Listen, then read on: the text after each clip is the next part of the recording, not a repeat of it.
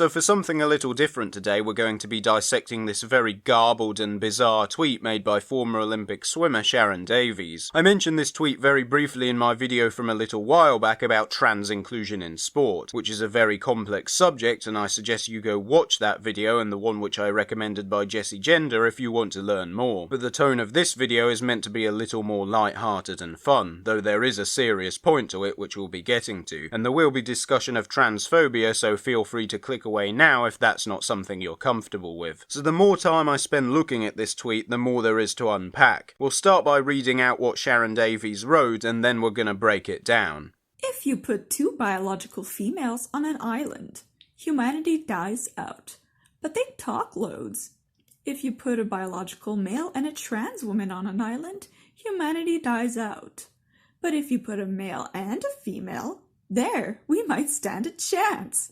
Providing they can fish, of course. Binary sex matters. Now, where to begin with this? I think my favourite part is the lack of context Davies gives for her hypothetical scenario. Like, we can assume that what she probably means is the rest of humanity has already been wiped out and the two individuals in question are the only two humans left. Kind of like in Ice Age with Manny and Ellie, where it's their duty to procreate and to restart the human race. But since Davies never actually specifies this, her tweet could also be read as meaning that if any of these three random pairings of people are left on an island together, somehow that will result in the rest of humanity being wiped out, which I find pretty amusing. Now, I'll grant that Twitter does only give you 280 characters to work with, but you know, perhaps Davies would have had more room to clearly express what she intended if she hadn't have felt the need to include utterly random superfluous details like them needing to be able to fish. What's funny about this is the idea that women talk all the time is kind of a sexist stereotype, which is ironic given that transphobes are always whining about gender ideology reinforcing sexist stereotypes. Of course, most of the time in reality it's the other way round, since it's transphobes who harass women in toilets for not looking feminine enough.